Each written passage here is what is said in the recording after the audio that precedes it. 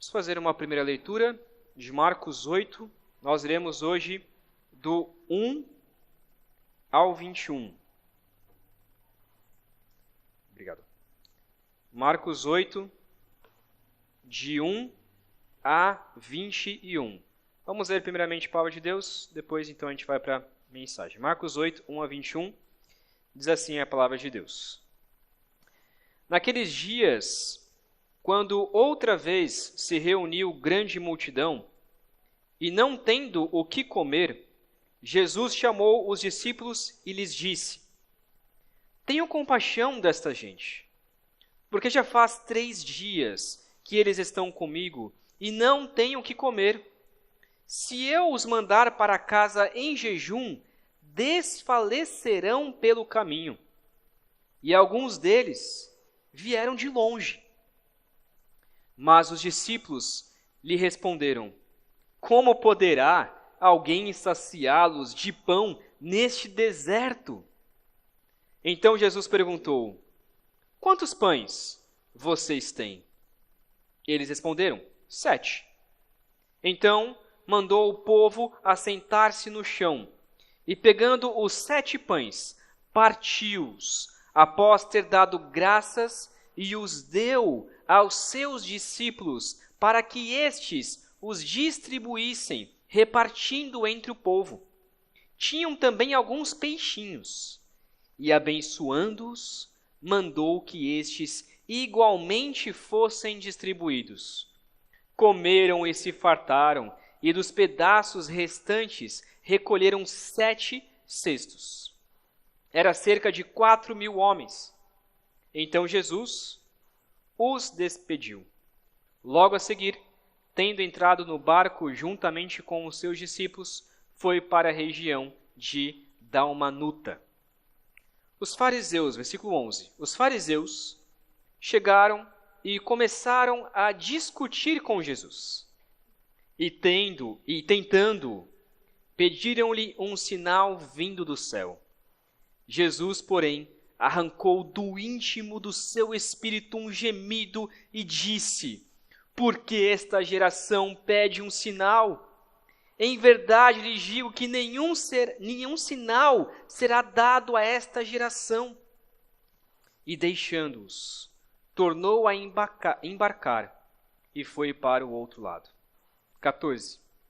Ora, os discípulos se esqueceram de levar pão, e no barco não tinham consigo nenhum só. Jesus os preveniu, dizendo: Fiquem atentos e tomem cuidado com o fermento dos fariseus e com o fermento de Herodes.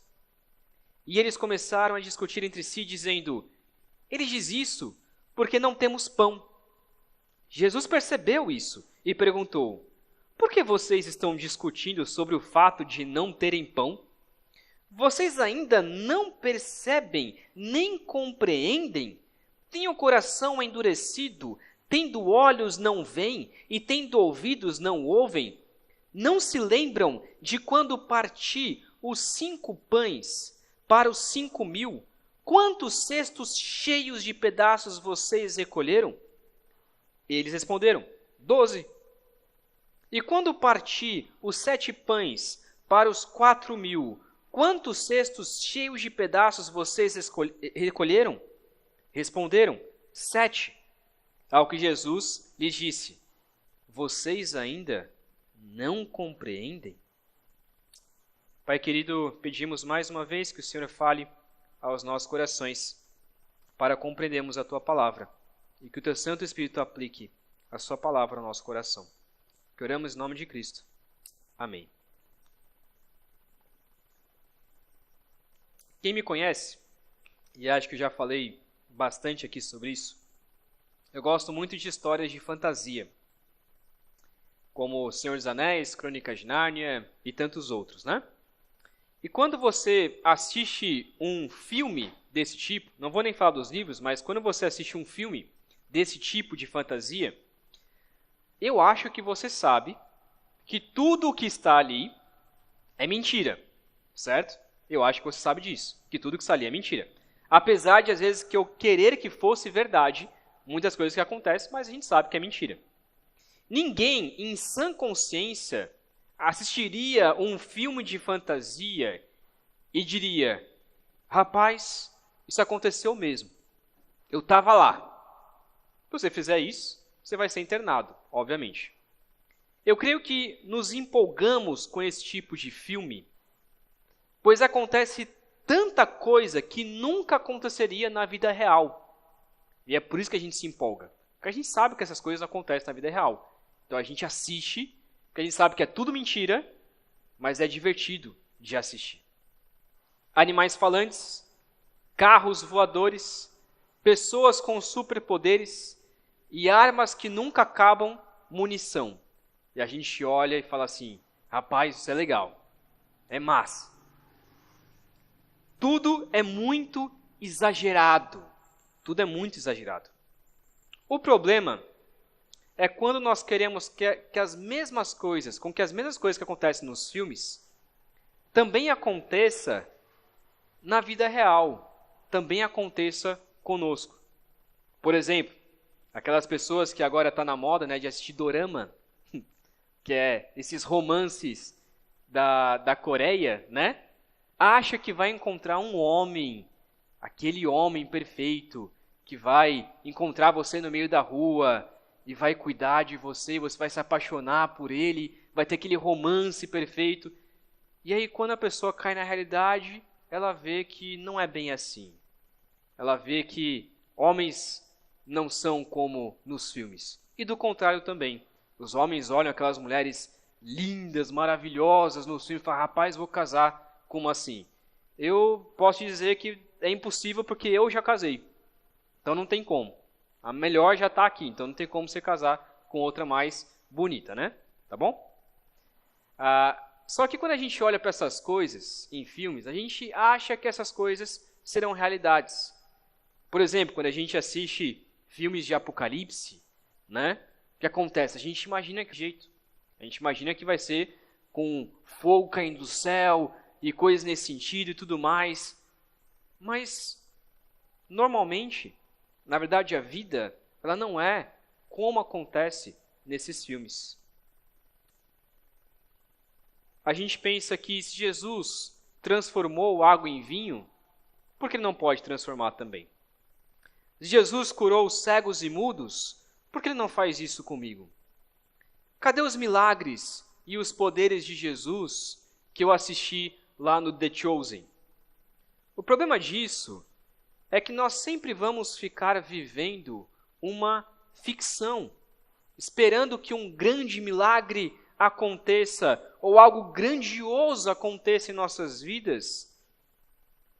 E quando a gente cai na realidade, no dia a dia, a gente se frustra. Cadê aquela coisa tão grandiosa que logo vai acontecer? A gente chama isso da síndrome do protagonista, da pessoa achar que ela é um protagonista de um filme, quando na verdade ela é apenas uma pessoa comum. No entanto, não quero te frustrar somente, mas eu quero mostrar nesse texto que na realidade o maior milagre, o grande maior milagre, que é muito mais do que qualquer filme possa mostrar, já aconteceu. E é isso que Jesus quer nos ensinar.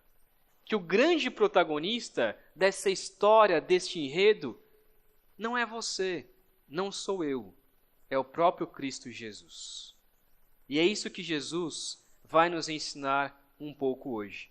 Nós veremos hoje então que Jesus, o pão da vida, multiplica pães e peixes, revela a si mesmo como sinal de Deus e é aquele que abre os nossos olhos para a cegueira espiritual.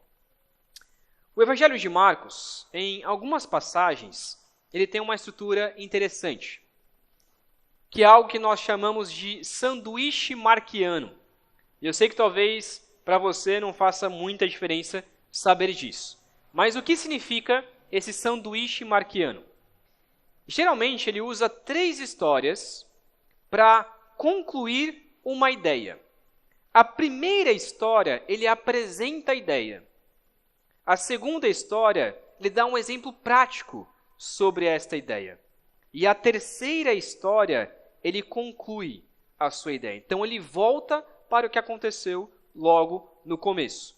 Então é isso que nós chamamos de sanduíche marcano. São três histórias que parecem que não têm conexão uma com a outra, mas têm.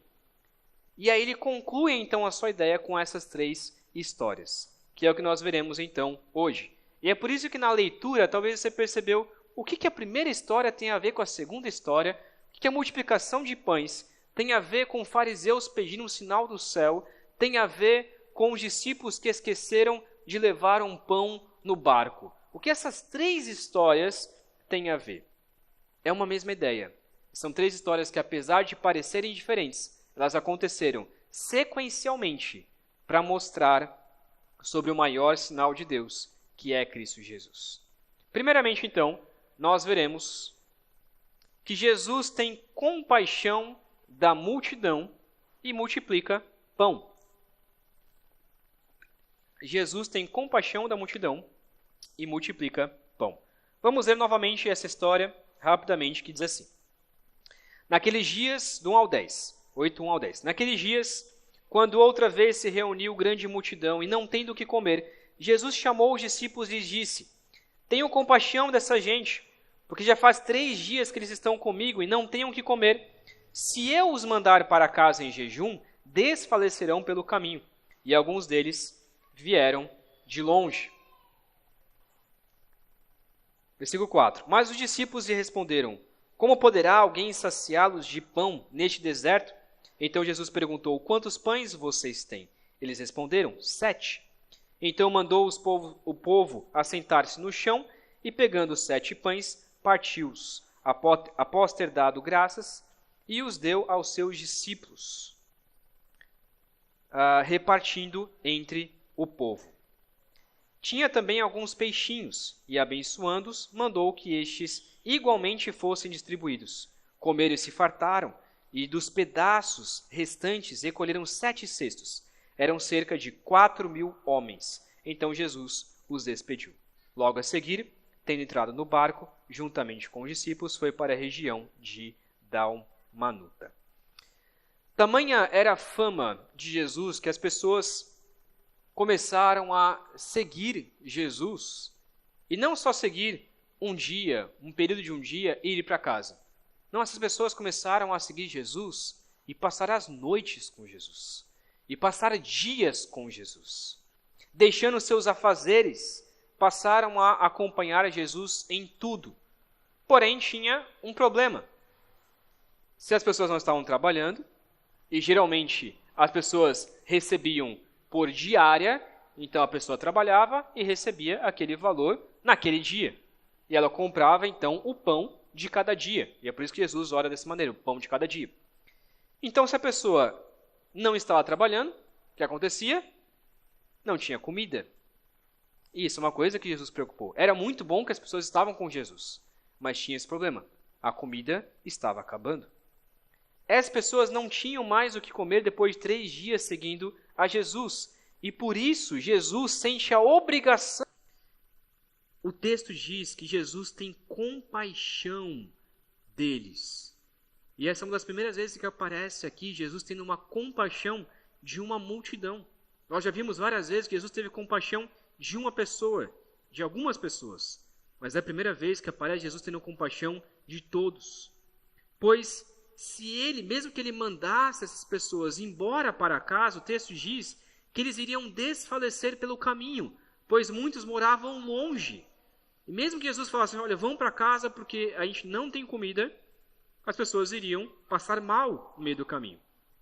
Jesus nos mostra, e a gente já falou isso um pouco na semana passada, que Jesus nos revela, nos mostra o coração de Deus. Ele tem compaixão dos seus filhos e sempre os alimenta. É o que diz lá em Mateus 6, 26. Observem as aves do céu, que não semeiam, não colhem, nem ajuntam em celeiros. No entanto, o Pai de vocês, que está no céu, as sustenta. Será que vocês não valem muito mais que as aves? Então Jesus está provando este texto. De fato, essas pessoas valem muito mais do que as aves. E Jesus se sente responsável, então, e diz: eu preciso alimentar os meus filhos. Eu preciso alimentar o meu povo. Novamente, os discípulos então desacreditaram no poder de Jesus e esqueceram quem de fato Jesus ele é. É interessante que essa é a segunda multiplicação de pães. Lembra, Jesus já tinha multiplicado pães e peixes. Já tinha multiplicado para 5.000 homens, que talvez seria cerca de 20.000 pessoas. Então, não é estranho que os discípulos olhassem para Jesus e pensassem, Jesus, e aí o que a gente faz? Ora, o que a gente faz? A gente multiplica. Mas estavam tão cegos, mas tão cegos, que é possível que eles não iriam pensar que Jesus poderia multiplicar novamente. Acho que na cabeça dos discípulos é provável que eles estavam pensando assim, não, Jesus já multiplicou daquela vez. Ou seja, acabou o poder dele para multiplicação. Então, multiplicar de novo, acho pouco provável. Mas lembra que a gente falou na multiplicação de pães e peixes, que eles não entenderam na primeira multiplicação, porque eles não entenderam que Jesus era Deus. E que Deus pode fazer o que quiser. E é por isso que eles ainda estavam cegos. Eles ainda não acreditavam quem era este Cristo. O milagre, então, é descrito de uma maneira muito semelhante ao primeiro milagre. Jesus diz à multidão para sentar, pega um pão, agradece e o parte. E em seguida, que distribui à multidão. Ele faz o mesmo com os peixes, igual, exatamente igual, em palavras quase idênticas. E Marcos diz, eles comeram e ficaram satisfeitos. Apenas os números são diferentes aqui. Em vez de 5.000 alimentados com 5 pães e 2 peixes, e 12 cestos sobrando, agora são 4.000 que são alimentados com 7 pães e alguns peixes, com 7 cestos sobrando. Enquanto o primeiro milagre, no texto original, diz que foram 5.000 homens, o que seria cerca de 20.000 pessoas. É possível que nesse segundo texto, apesar de que na maioria das traduções colocam que são 4.000 homens, essa palavra homens não está no original. Então é possível que fosse 4.000 pessoas. E aí foi contado então todas as pessoas, como crianças, como homens, como mulheres, como jovens, adultos, etc. Então foi possivelmente então, uma multiplicação menor. No entanto, é possível que sobrou mais. Por que sobrou mais? No primeiro diz que sobrou 12 cestos. Só que essa palavra para cestos são cestos pequenos. E agora diz que sobrou 7 cestos. Só que esses cestos, essa palavra para cestos aqui, é um cesto que um homem consegue carregar. Então era um cesto grande, colocava em seus ombros e carregava. Então talvez sobrou mais pão do que no primeiro. Mas o milagre, ele foi para menos pessoas. No entanto, é o mesmo milagre. É a mesma coisa, é a mesma ideia. E essa questão de números, na verdade, não importa tanto assim, não mostra que Jesus foi menos poderoso. Não, era porque a quantidade de pessoas estavam ali. E talvez a quantidade também de alimentos ali fosse menos, mas foi distribuída igualmente, sobrou igual, sobrou um pouco mais ou um pouco menos, mas isso de verdade não importa. O que nos ensina, então, que Deus tem compaixão da sua criação. Deus tem compaixão de mim e de você. Deus tem compaixão de nós. Deus nos alimenta todos os dias. Quantas vezes você teve que pedir para Deus, Deus, ó, não tenho alimento, por favor, me dê um alimento? Quantas vezes você teve que passar por uma situação como essa? Eu acho que eu nunca passei na minha vida uma situação como essa, de ter que pedir para Deus um alimento porque eu não tinha. Agora, é claro, já tem momentos que eu pedi para Deus uma coisa melhor, né? Poxa, Deus, só tenho esse tipo de carne no meu congelador porque foi o que deu para comprar. Ok, mas de passar fome e de não ter o que comer, talvez você nunca passou por uma situação como essa. Mas saiba que pelo fato de você não passar por isso, é porque Deus tem compaixão de você. É porque Deus cuida de você. Jesus é o mesmo Deus que deu vestes para Adão e Eva depois do pecado, lá em Gênesis 3, 21. Jesus é o mesmo Deus que alimentou o povo no deserto, o povo de Israel no deserto depois de sair do Egito, com maná. E o texto diz que Jesus é o maná. Deuteronômio 8,16 diz que Deus alimentou o seu povo com maná no deserto. Jesus é o mesmo que alimentou Elias no deserto, quando corvos traziam alimento para Elias, lá em 1 Reis 17. É o mesmo Deus, é o mesmo Jesus que cuida de nós. E essa multiplicação nos prova, então, que Deus, de Cristo Jesus, tem compaixão de nós. Segundo, versículos de 11 a 13 nos mostram que Jesus não dá nenhum sinal do céu, pois ele já é a revelação de Deus. Olha o que diz do 11 ao 13. Os fariseus chegaram e começaram a discutir com Jesus e, tentando-o, pediram-lhe um sinal vindo do céu.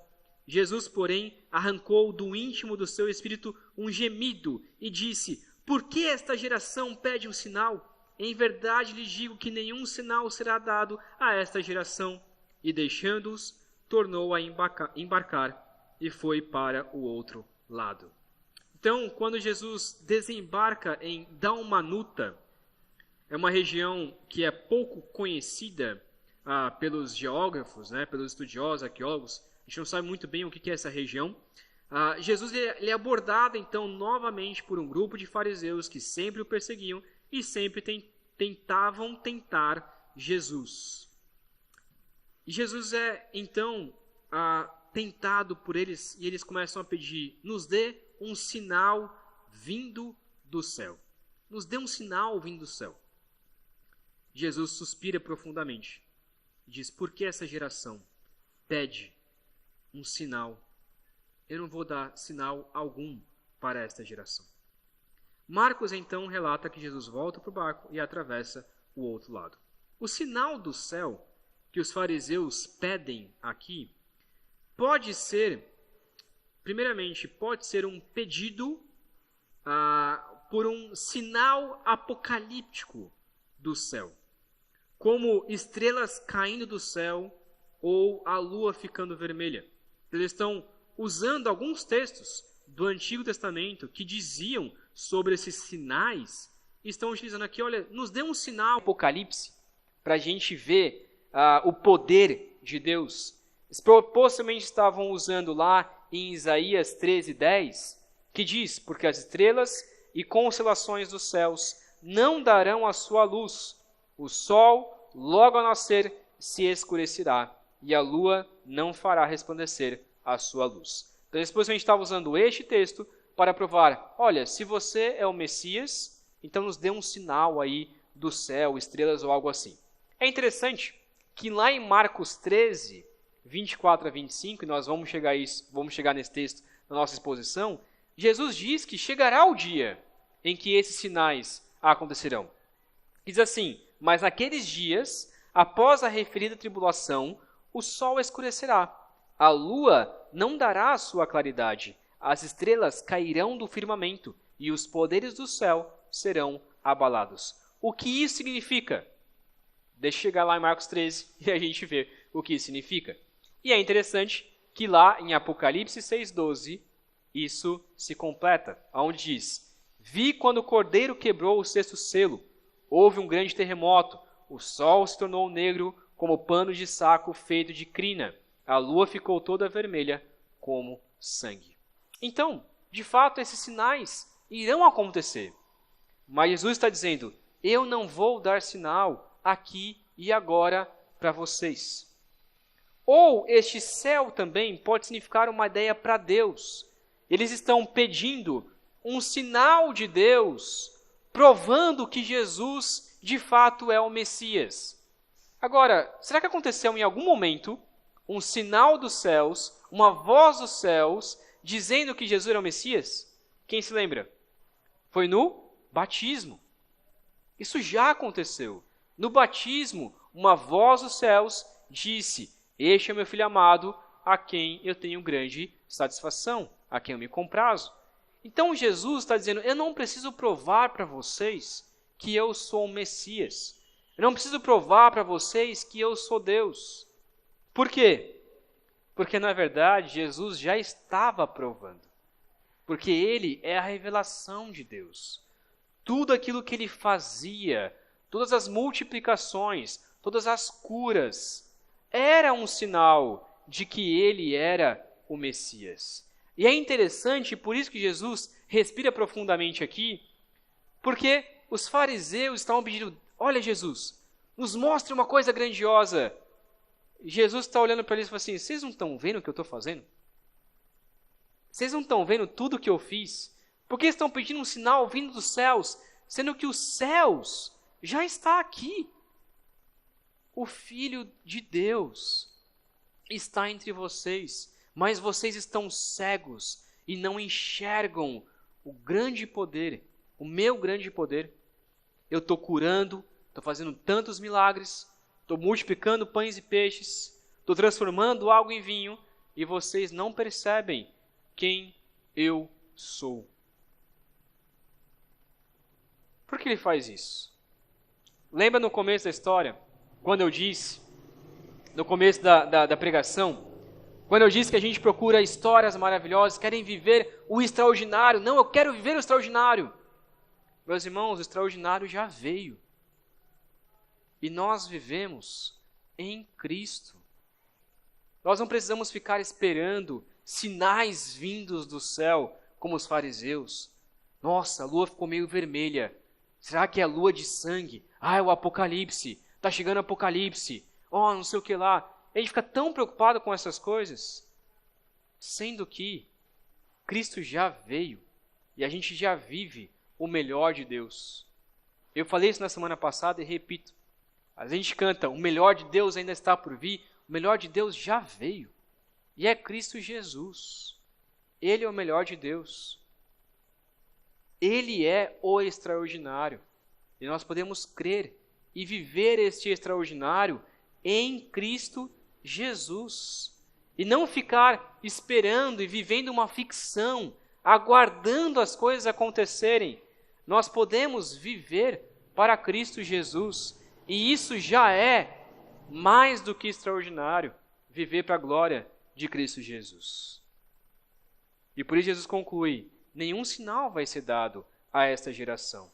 Eles tiveram a sua chance. Eles viram o poder do reino nos milagres de Jesus e rejeitaram.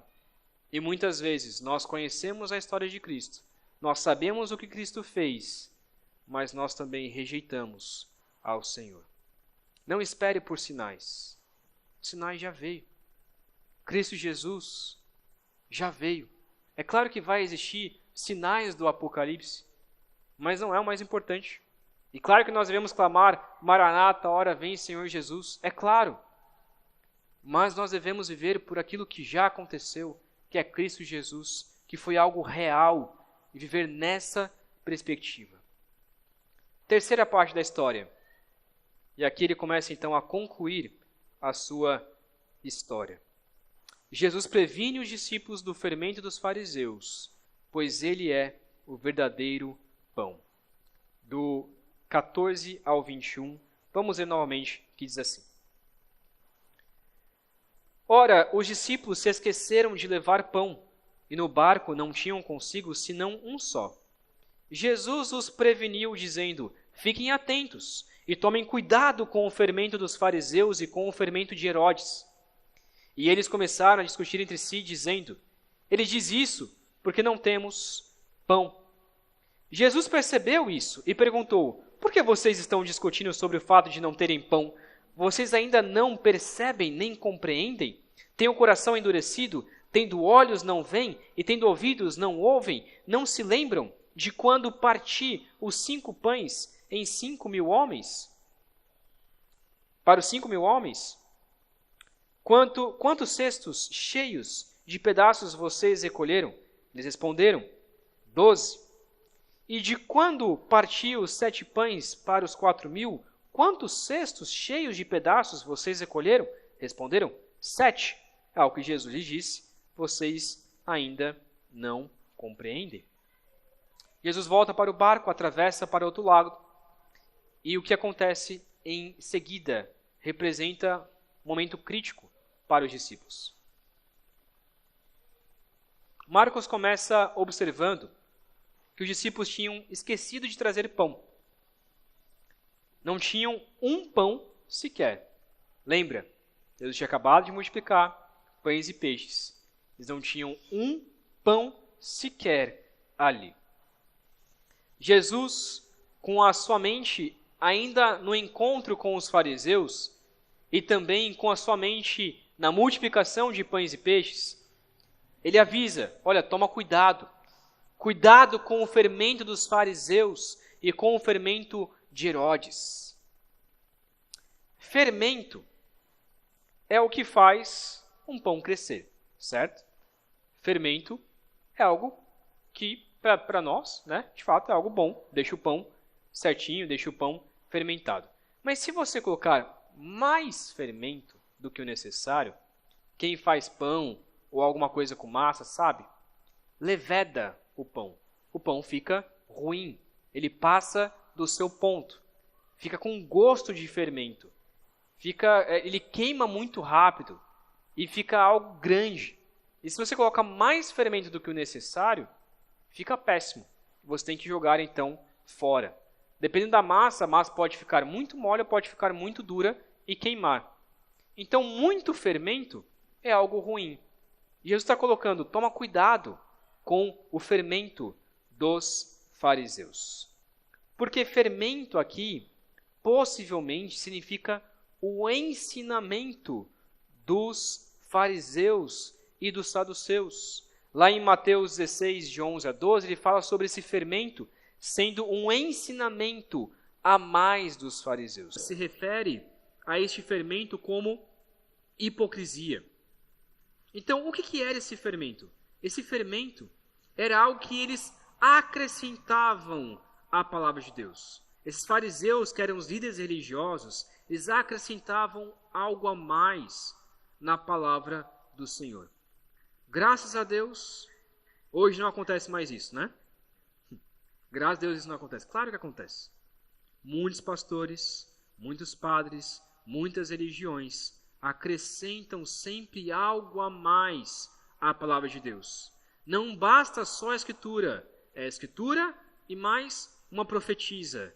Não basta só a Escritura. É a Escritura e alguém que dita a regra. Não basta só a Escritura. É a Escritura e mais alguma coisa. Sendo que Deus deixa bem claro.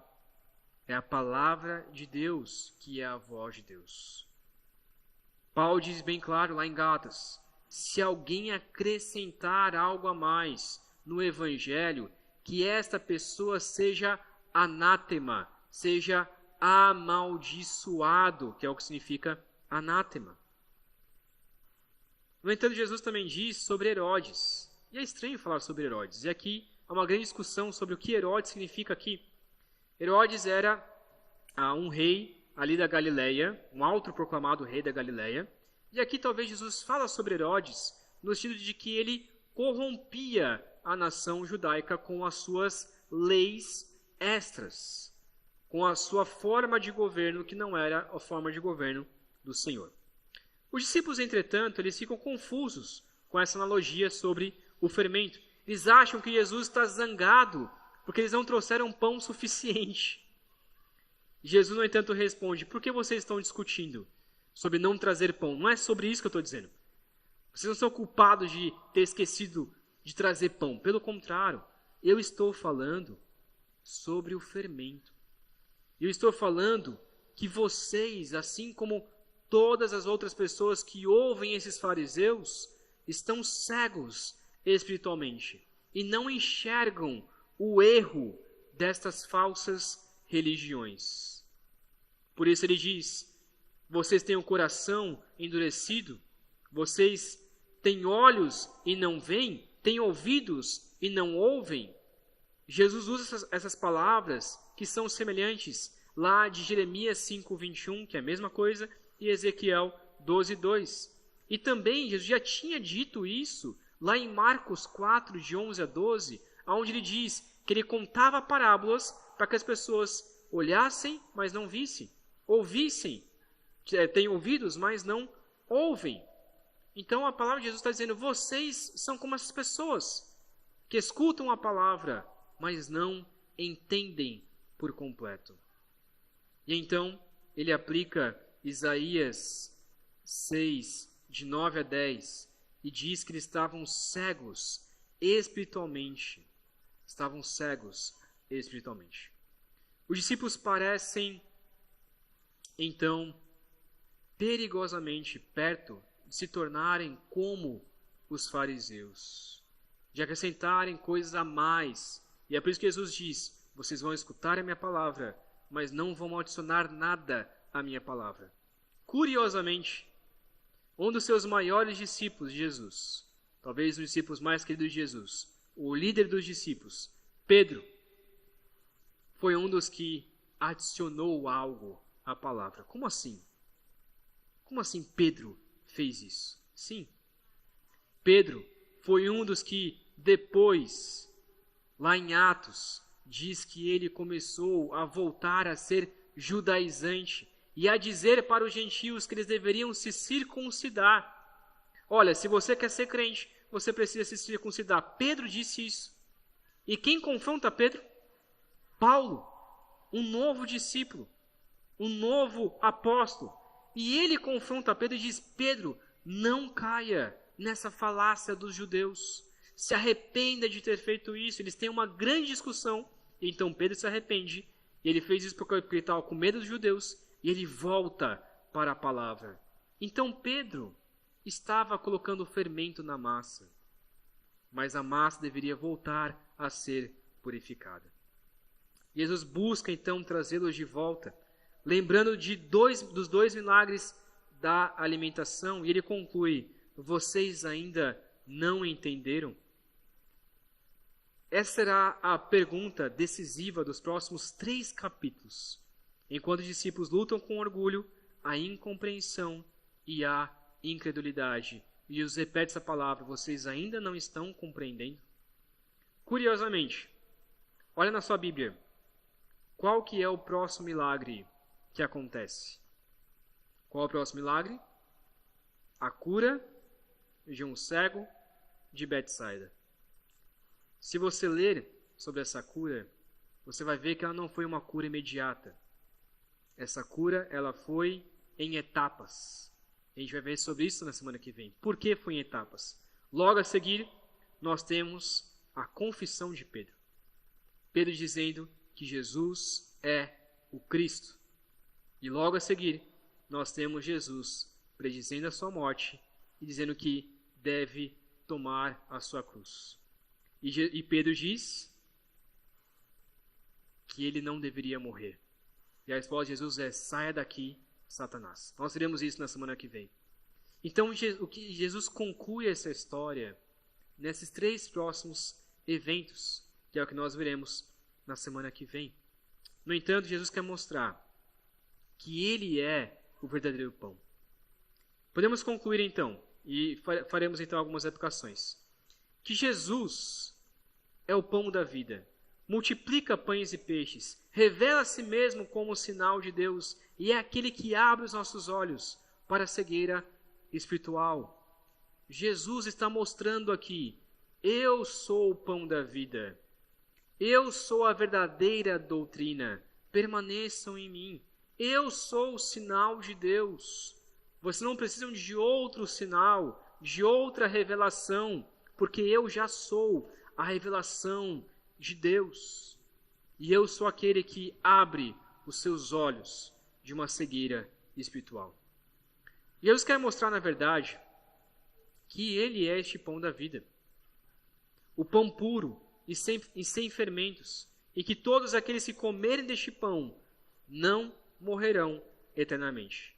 Nós vemos no começo do culto, e eu quero ler novamente uma parte dele, de João 6, 30.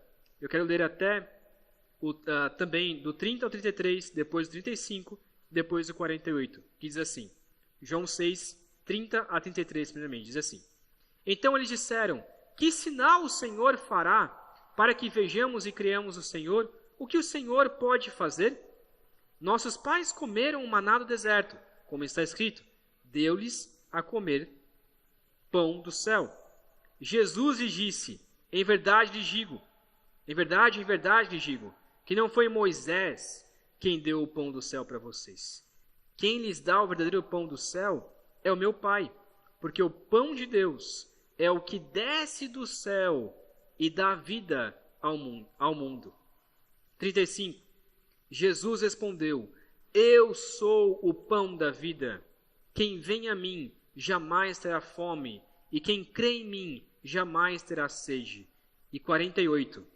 Eu sou o pão da vida. Jesus é o pão da vida. E é isso que ele está mostrando para os seus discípulos, e por isso que o evangelho se complementa ao outro, porque Jesus já tinha dito isso para os seus discípulos. Já tinha dito isso para os fariseus. Eu sou o pão da vida. Mas eles não entenderam isso ainda. A multiplicação de pães e peixes não era para mostrar um poder de Deus. A multiplicação de pães e peixes era para mostrar que Jesus é o pão da vida.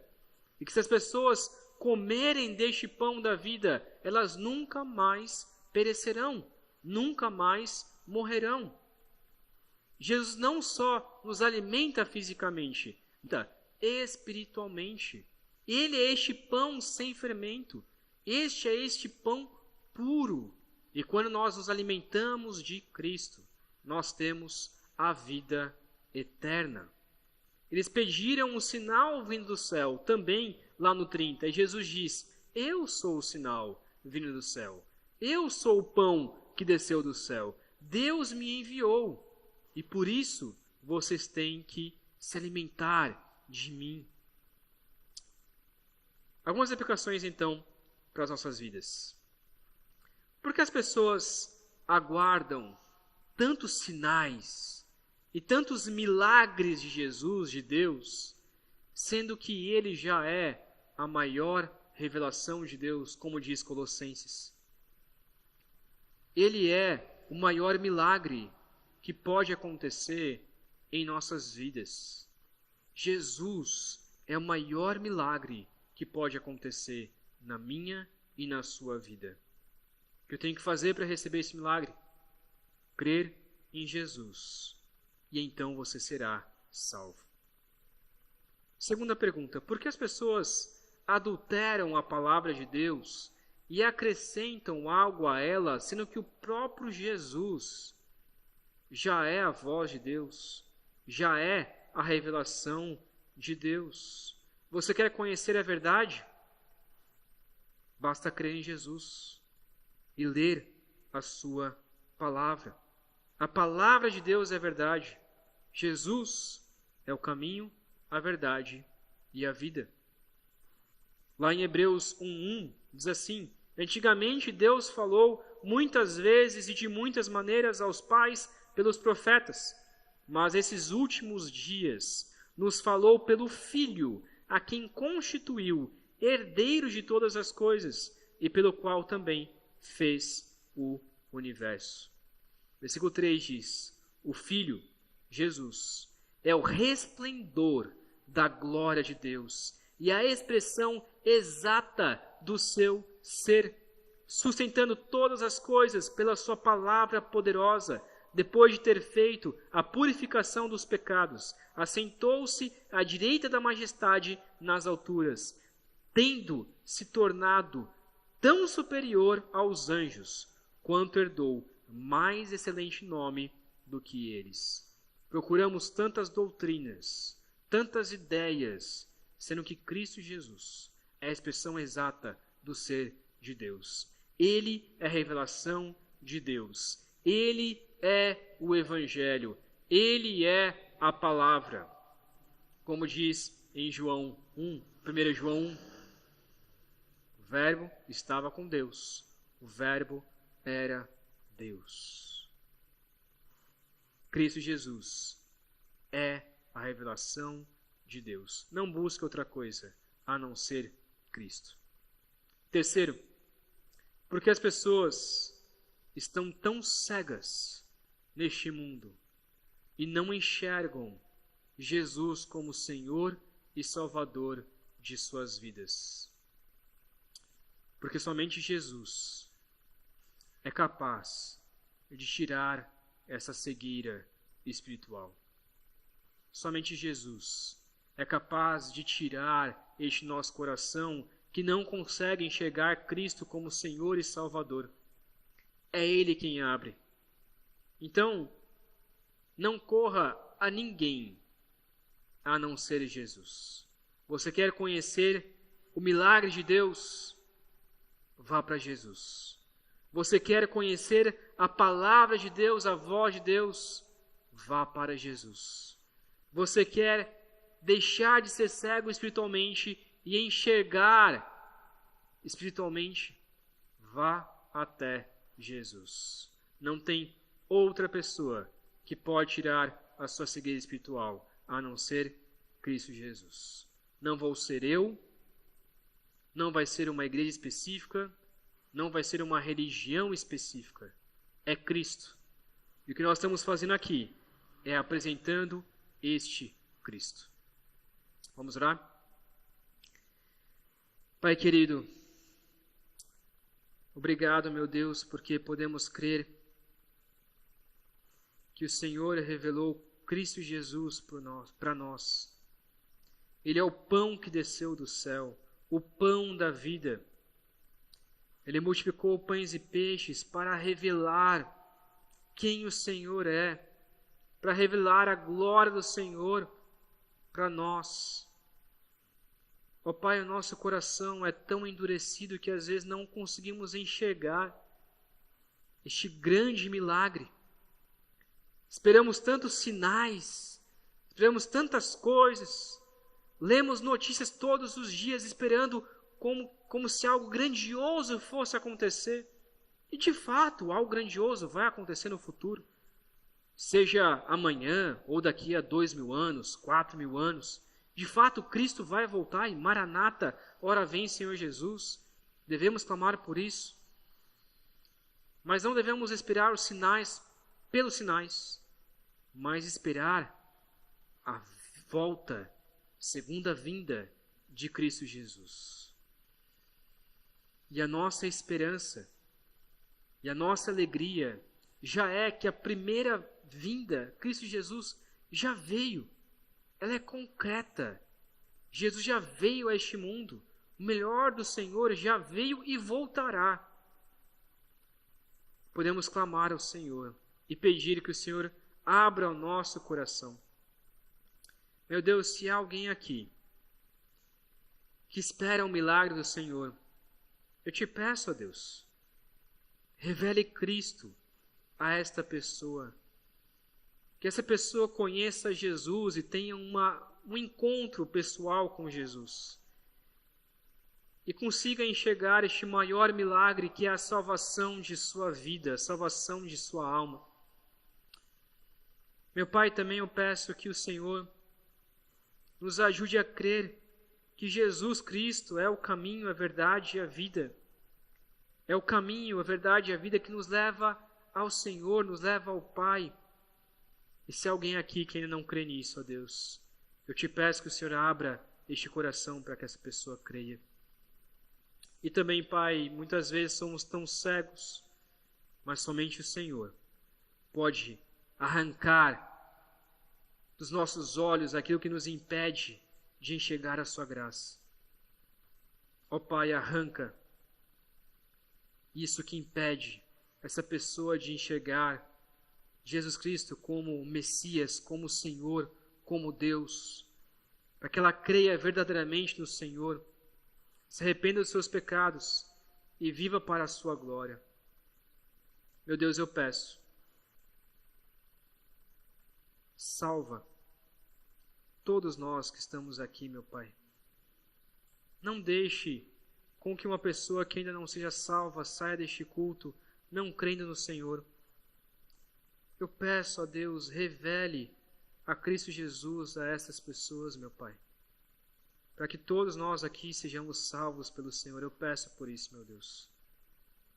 Assim cremos e queremos crer no Senhor mais e mais. Por isso, ó Pai, tira de nós essa cegueira espiritual, que possamos viver essa semana para a sua honra e para a sua glória, viver para agradar ao Senhor. Nos ajude, ó Pai, renove nosso coração, tira de nós um coração de pedra e nos dê um coração de carne. Meu Pai, que possamos viver para a sua honra e sua glória, crendo em Cristo Jesus como Senhor e Salvador de nossas vidas. Pedimos, ó Pai, que a graça de Cristo Jesus, que o amor de Deus o Pai e o consolo do Teu Santo Espírito esteja conosco, hoje e para todo sempre. Amém e amém. Deus abençoe, meus irmãos. Uma ótima semana.